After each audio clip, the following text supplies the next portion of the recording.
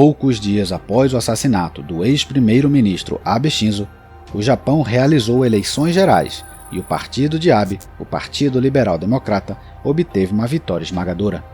Alguns dos votos podem ter sido empáticos, mas a eleição foi mais um sinal claro do sentimento público relativo ao aumento das capacidades militares japonesas e uma ruptura com a posição pacifista do país pós-Segunda Guerra Mundial. E esse foi precisamente um dos últimos desejos de Abe Shinzo antes da sua morte. Vamos analisar como seu sucessor, Kishida Fumio, está restaurando o status de superpotência militar do Japão. Bem-vindo ao dossiê dos anos 20.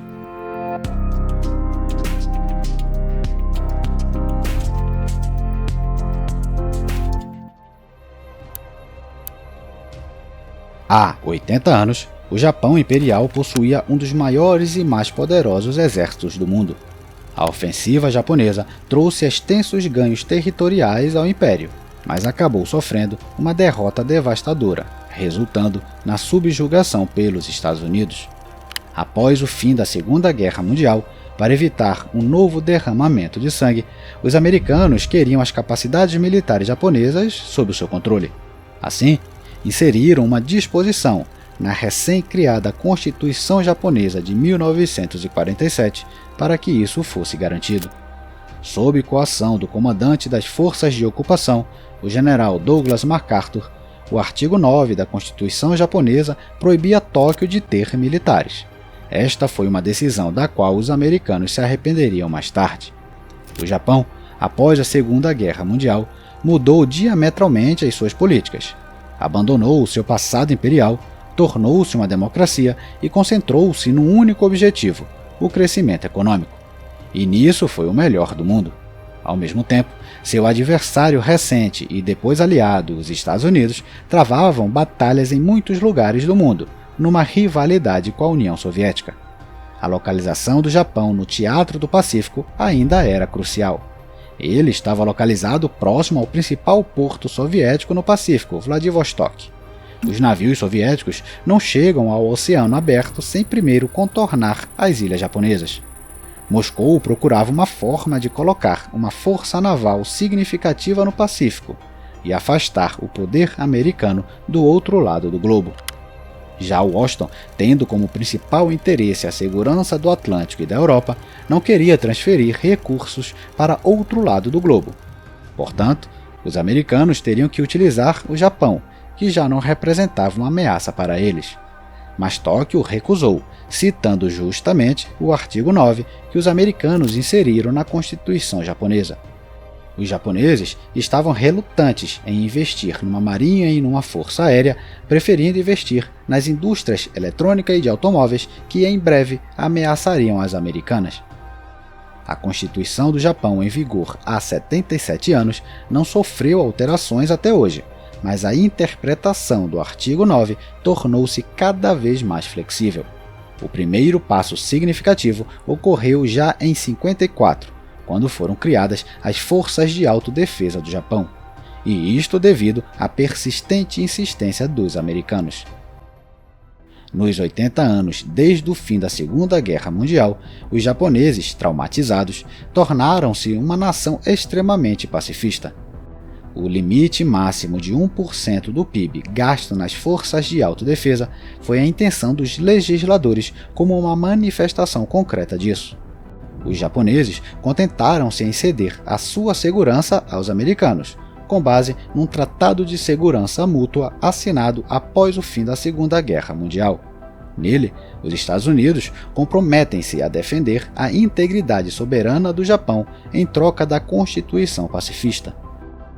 Sob este tratado, os Estados Unidos estabeleceram mais de 80 instalações militares no Japão, com mais de 60 mil soldados estacionados lá, mais do que em qualquer outro país.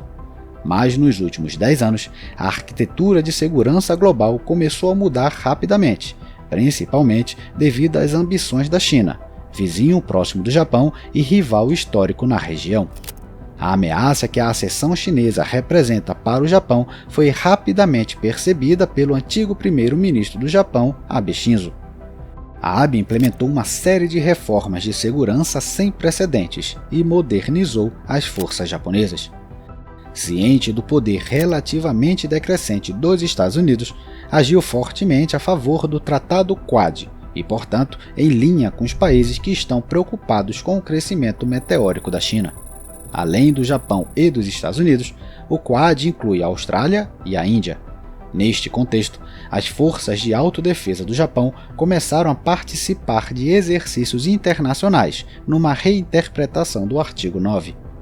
Além disso, Abe quebrou o tabu nuclear no Japão e levantou a possibilidade de estacionar armas nucleares dos Estados Unidos em solo japonês, semelhante ao programa de partilha nuclear da OTAN. Estas propostas foram altamente controversas na opinião pública japonesa, que ainda lembra os horrores dos bombardeios atômicos de Hiroshima e Nagasaki. Este cenário não é provável, mas foi um dos muitos balões de ensaio de Abe para redefinir a mentalidade militar do Japão. Porém, a medida mais crítica desejada por Abe era duplicar o orçamento da defesa, e parece que este objetivo será realizado póstumamente. Abe terminou seu terceiro mandato em 2020, e após o breve mandato do primeiro-ministro Suga, Kishida Fumio, antigo ministro dos Negócios Estrangeiros no gabinete de Abe, assumiu o cargo. Ele gozou de muita popularidade, após vencer as eleições com ampla margem. Embora Kishida seja considerado um político mais moderado que Abe, a sua política externa é uma continuação e não uma mudança. A moderação de Kishida é até vista como uma qualidade entre um público que, embora cada vez mais consciente das ameaças, não quer que a transição aconteça de forma abrupta. O que os japoneses temem?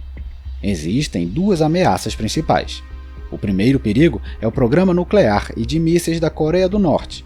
Uma sondagem recente realizada pelo centro Yomiuri Shimbun concluiu que 86% dos japoneses sentem um perigo real da Coreia do Norte. Assim, 64% dos japoneses apoiam um programa para expandir as capacidades de defesa do país. A segunda ameaça, estrategicamente mais séria, é a China.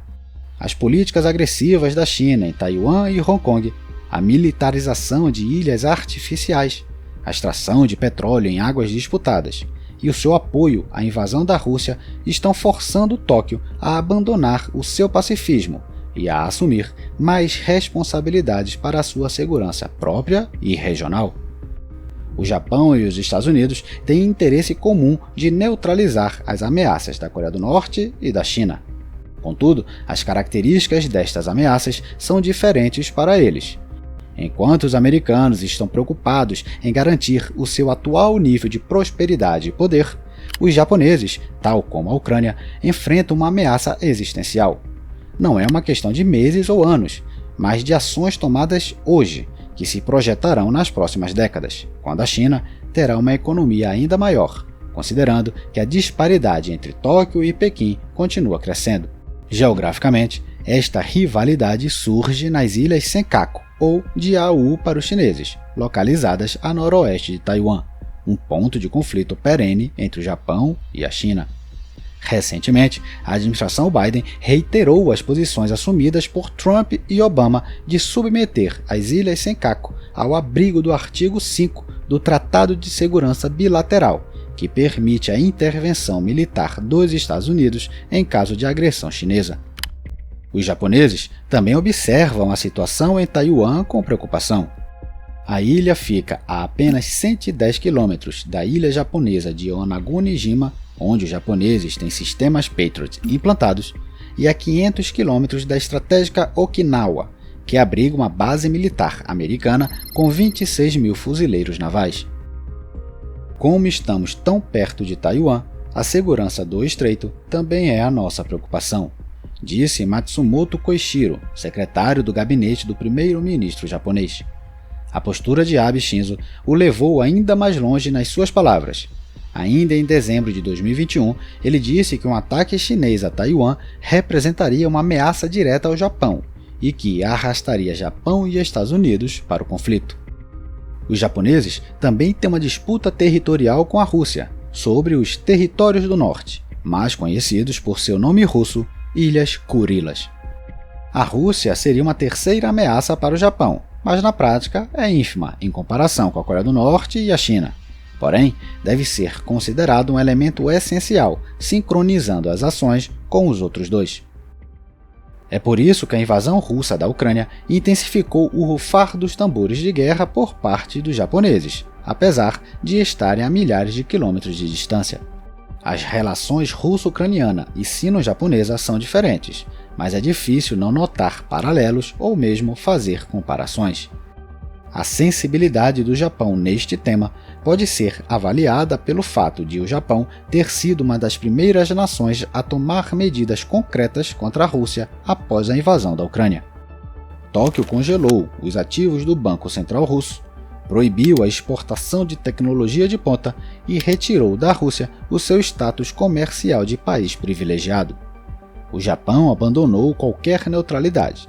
Além disso, o primeiro-ministro Kishida Fumio foi o primeiro líder japonês na história a participar de um encontro da OTAN. Tudo isto está forçando Kishida a redefinir a doutrina de defesa do Japão. O primeiro-ministro diz que considera aumentar drasticamente as capacidades de defesa do país, incluindo a controversa capacidade de ataque externo. Estou determinada a fortalecer as capacidades de defesa do Japão ao longo dos próximos 5 anos e a garantir o aumento significativo no orçamento de defesa do Japão para implementá-lo, disse Kishida no diálogo Shangri-La em Singapura sobre uma política que ele chama de realismo diplomático para uma nova era. Como Kishida vai realmente realizar isso? Em primeiro lugar, implementando o último desejo de Abe, aumentar os gastos militares para 2% do PIB. Como podemos ler no projeto da Estratégia de Segurança Nacional, publicada em 2022, abre aspas, tendo em mente a meta de despesas com a defesa de 2% do PIB na OTAN, o nosso país também está se esforçando para ter um orçamento que cumpra o nível necessário para fortalecer as capacidades de defesa dentro de 5 anos. Fecha aspas.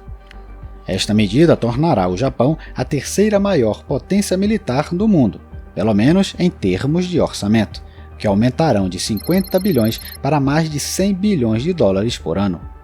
O Japão possui mais de 900 aeronaves de combate, 48 destroyers, incluindo 8 sistemas antimísseis Aegis e 20 submarinos.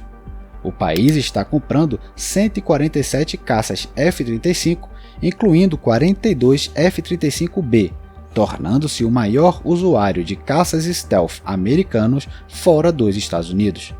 Esses jatos estarão nos 2 porta-aviões japoneses, o Izumo e o Kaga, que são os primeiros porta-aviões do Japão desde a Segunda Guerra Mundial, os quais foram adaptados de porta-helicópteros para receber os F-35.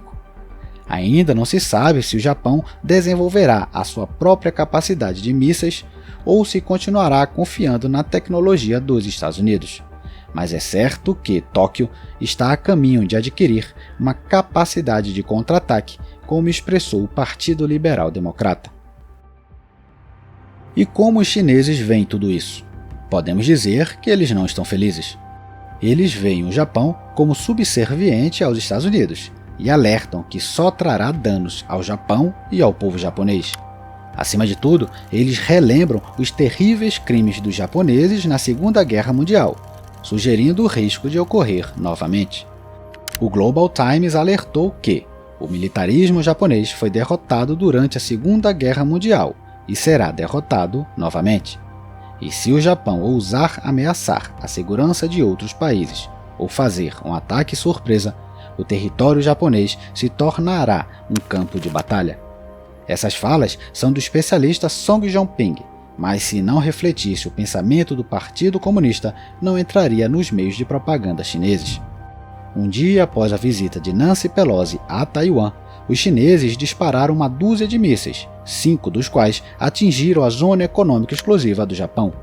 Este é o novo normal na região, para o qual o Japão deve estar preparado. Isso não significa que o conflito seja inevitável, mas a militarização da região aumenta o risco de um incidente. tanto mais após o 20º Congresso do Partido Comunista Chinês, em que Xi Jinping ganhou um inédito terceiro mandato. Isto se reflete bem na liderança chinesa, que quer mostrar força e integridade. A fusão e união dos poderios do Japão e dos Estados Unidos e os seus focos na China, já que os americanos desejam sair da Europa e ir para a Ásia, são péssimas notícias para os chineses. Xi Jinping rompeu com a doutrina de 24 caracteres de Deng Xiaoping, que pedia calma e não precipitação no jogo. Ele também endossou o imperialismo russo. O resultado é uma consolidação cada vez mais forte do Ocidente contra a China. As posturas da primeira e quarta economias do mundo são flagrantes, e a duplicação dos gastos militares japoneses é uma medida que fará de Tóquio a terceira potência militar do mundo.